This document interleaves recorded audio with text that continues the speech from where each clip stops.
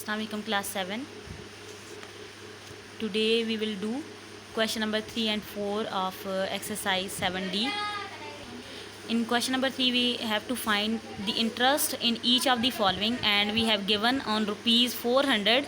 On rupees 400 mean it is the principal price. जो principal amount है, ये principal price वो given 400 है at 5% पर एनम. ये 5% रेट हमें आर गिवन होता है पर एनम, एक साल के लिए है फॉर 4 ईयर्स, और वो कितने ईयर्स के बाद हमने पे करना है? 4 ईयर्स के बाद. ठीक है, 5% पर एनम रेट है, एक साल का 5% है, तो 4 ईयर्स के लिए हमने इंटरेस्ट फाइंड करना है. जो इंटरेस्ट उस अमाउंट, बेसिक अमाउंट जो हमारी प्रिंसिपल अमाउंट है 400 पे आ रहा है. सो हमारे पास जो फार्मूला होता है I = P × R × T, उसकी फर्स्ट फार्मेशन होती है डिवाइड 100 करके, उससे हम आंसर ले सकते हैं. सेम हम R/100 करके इसकी सेकंड फार्मेशन आती है, और इसी तरह P × R × T ओवरऑल 100 से डिवाइड करके ये थर्ड फार्मेशन आती है. सो इस क्वेश्चन में हमें 3 पार्ट्स गिवन है. सो हम फर्स्ट, सेकंड और थर्ड फार्मेशन को यूज़ करके तीनों क्वेश्चंस को सॉल्व करेंगे. और मैं आपको बताऊंगी कि इन तीनों फार्मूला से आप किस तरह, यानी ये फार्मूला एक ही, उसकी 3 नोटेशंस हैं, तो हमें आंसर हमेशा एक ही मिलता है, एक जैसा मिलता है.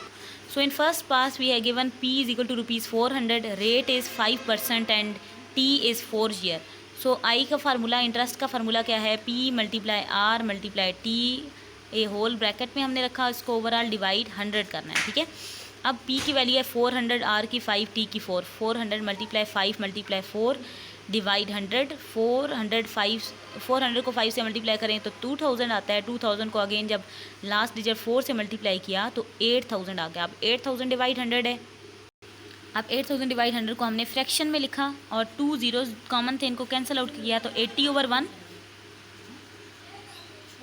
जिसको सिंपल 80 रुपीज़ 80 इंटरेस्ट के साथ फिर रुपीज़ यूनिट लगाया जाता है. रुपीज़ 80 हमारा इंटरेस्ट आ गया. नेक्स्ट क्वेश्चन नंबर 3 करवा रही हूँ. ऑन रुपीज़ 450 एट 4% पर annum for 2 years and 9 months. यानी अब इसमें हमें प्रिंसिपल 450 दिया है, 4% हमारा रेट है, और जो टाइम है वो 2 ईयर्स एंड 9 मंथ्स है. 2 ईयर एंड 9 मंथ, हमें ओवरऑल टाइम को ईयर्स में चाहिए होता है.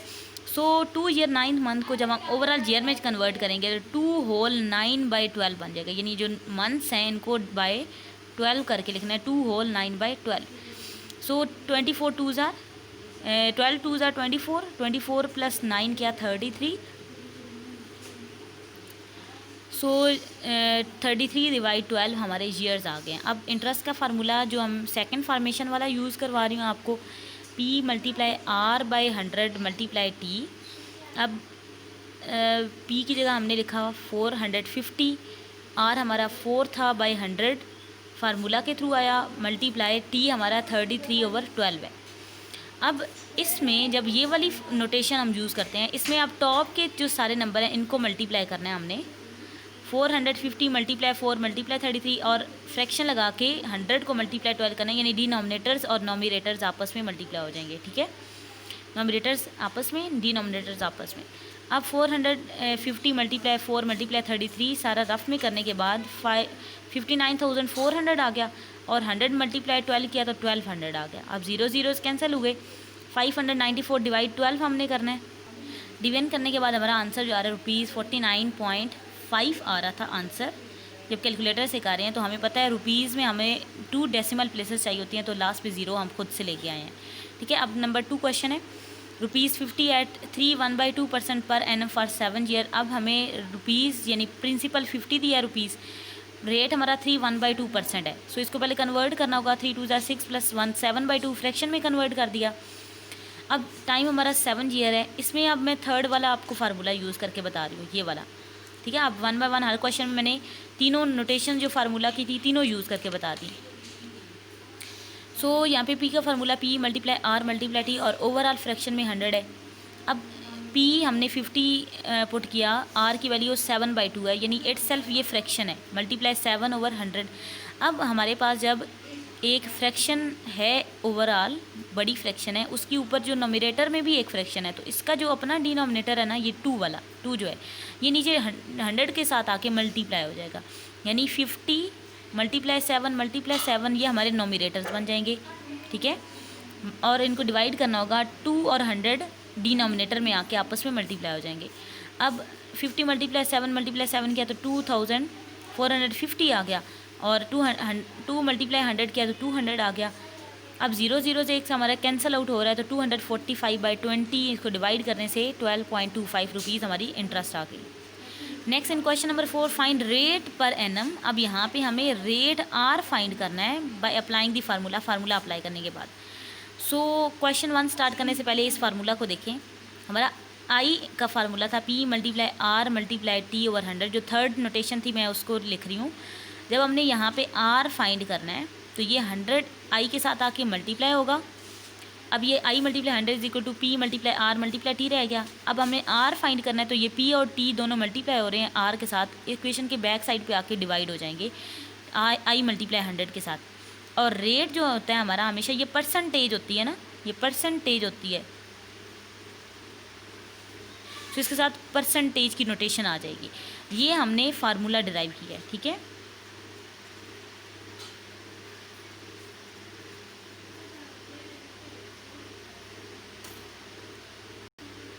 फार्मूला डिराइव्ड एज, ये हमने फार्मूला डिराइव करने के ये 3 स्टेप किए हैं, ठीक है। ये आप अपने पास लिख लें बेशक, ताकि आपको पता चले कि आर का फार्मूला किस तरह है। अगर अदरवाइज़ आप अगर इसको याद रख सकते हैं दैट्स इट, फिर ये डिराइव करने की ज़रूरत नहीं है।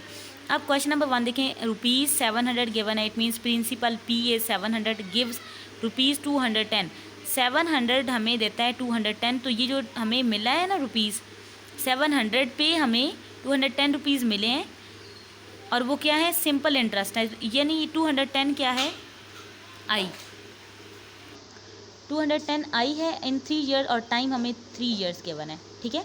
अब हम सारे गिवन डाटा लिख लेते हैं। P हमें 700 गिवन है रुपीज़, इंटरेस्ट हमें 210 रुपीज़ गिवन है, टाइम हमें 3 ईयर्स गिवन है।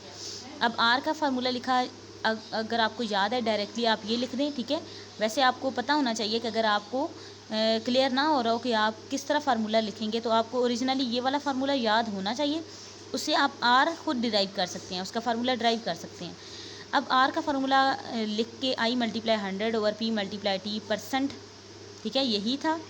अब I की वैल्यू 210 × 100 बाय P की वैल्यू 700 × T की वैल्यू 3 है।